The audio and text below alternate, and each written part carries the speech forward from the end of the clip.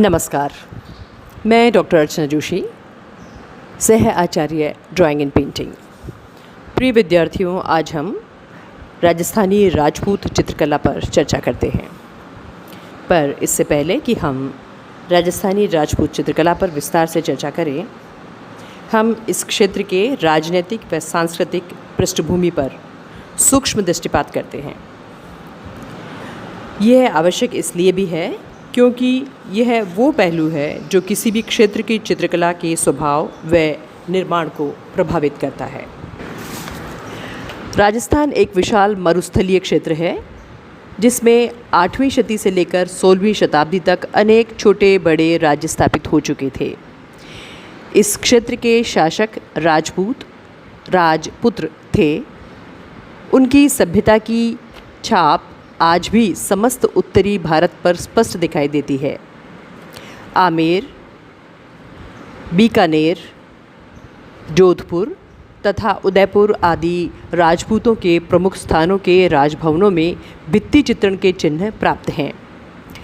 इन स्थानों में अभी भी भित्ति चित्रण की परंपरा विद्यमान है। यहाँ के चित्र आलंकारिक शैली के हैं। जैसा कि आपको विदित होगा, बुद्ध की अवनति के पश्चात हिंदू धर्म की उन्नति के अनेक सामाजिक तथा धार्मिक परिवर्तन हुए, जिनका हिंदू कला पर तथा साहित्य पर गहरा प्रभाव पड़ा। मंदिरों के निर्माण के कारण भवनों तथा मंदिरों के साज सामान, धार्मिक साहित्य तथा संगीत में पुनः प्रगति हुई।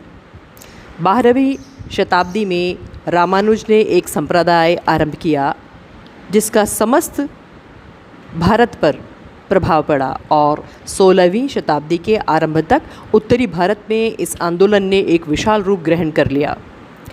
मथुरा तथा व्रज का समीप्य क्षेत्र इस आंदोलन का प्रमुख केंद्र था। व्रज प्रदेश मुगल राज्य में रहते हुए भी राजस्थान की सीमा पर था, अतः राजस्थान पर इस आंदोलन का प्रभाव पड़ना अनिवार्य था। रामानुज संप्रदाय के अनुयायियों में चैतन्य, वल्लभाचार्य, सूर, तुलसी, मीरा आदि प्रमुख थे। रामानुज ने विष्णु के किसी भी रूप की आराधना पर बल दिया। इस कारण यह संप्रदाय वैष्णव संप्रदाय के नाम से विख्यात हुआ। विष्णु के अनेक रूपों में राम तथा कृष्ण की भक्ति का प्रमुख स्थान था और हिंदू समाज कृष्ण को राम से अधिक महत्व देता था।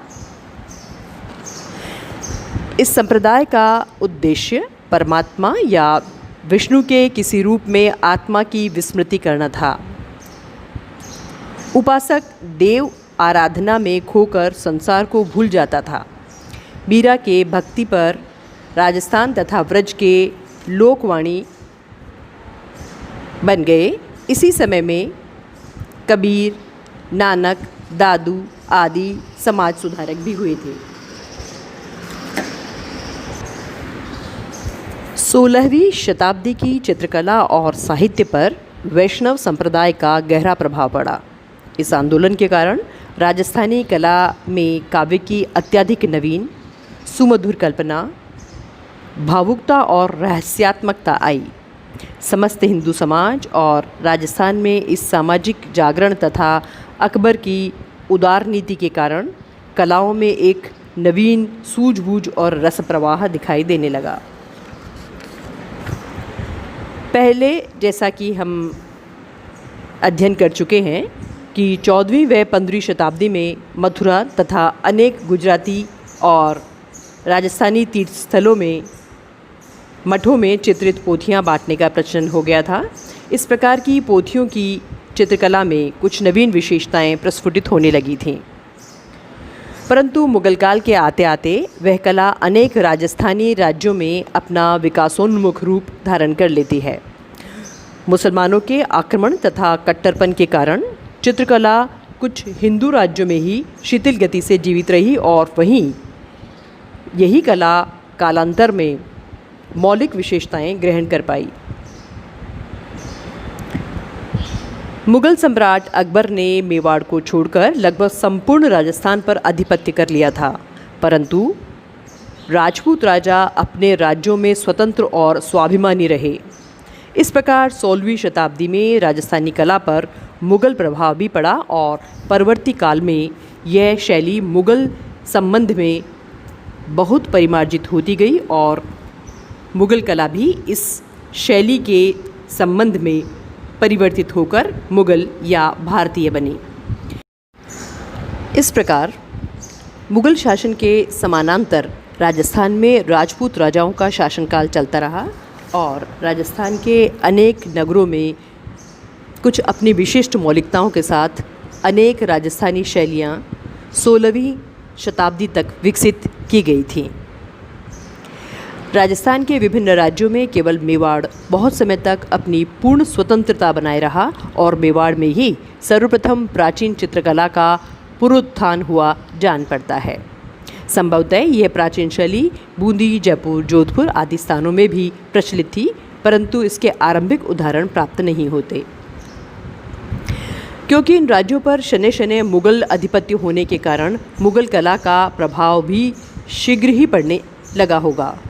समस्त राजस्थानी राज्यों की चित्र शैलियाँ 17वीं शताब्दी में विकास को प्राप्त हो जाती हैं और इनमें पूर्ण परिपक्वता और परिमार्जन आ जाता है। फिर भी राजस्थान की प्रमुख चित्र शैलियों में मेवाड़ शैली, बूंदी शैली, किशनगढ़ शैली, जयपुर शैली तथा आमेर शैली और बीकानेर शैली प्रमुख है। बीकानेर में मुग़ल प्रभुत्व हो जाने से इस स्थान की चित्रकला पर मुग़ल प्रभाव बहुत अधिक दिखाई पड़ता है। आधुनिक खोजों तथा अध्ययन के द्वारा राजस्थानी कला का पुनः अवलोकन करने की आवश्यकता इसलिए महसूस होती है क्योंकि राजस्थानी चित्रकला में भिन्न शैलियाँ विकसित हुईं। इनके जन्म और विकास क्रम का जानना आवश्यक है।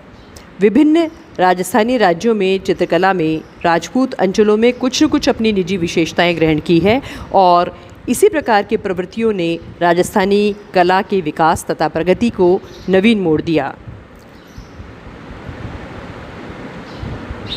राजस्थान में राजपूत शासकों के 4 प्रमुख राजवंश थे। ये राजपूत राज्य अपनी वीरता तथा पराक्रम के लिए विख्यात थे। इन राजवंशों के राजाओं ने कला तथा संगीत के प्रति अत्यधिक प्रेम प्रदर्शित किया और चित्रकारों तथा संगीतकारों को इन राजा महाराजाओं ने अपने राज दरबारों में संरक्षण प्रदान किया। इन राजपूत महाराजाओं के प्रश्रयों में राजस्थानी अंचलों की चित्रकला खूब फली फूली। ये 4 राजवंश इस प्रकार हैं: मेवाड़ का सिसोदिया वंश, आमेर का कछावा राजवंश, कोटा बूंदी तथा झालावाड़ के हाड़ा राजवंश, मारवाड़ का राठौड़ राजवंश। तो ये था राजस्थानी चित्रकला का प्रारंभिक परिचय, उसकी पूर्व पीठिका। और अगले अध्याय में हम इन शैलियों के बारे में, इनकी विशेषताओं के बारे में जानेंगे। तब तक आप अध्ययन करते रहें और जानते रहें भारतीय चित्रकला के बारे में। धन्यवाद।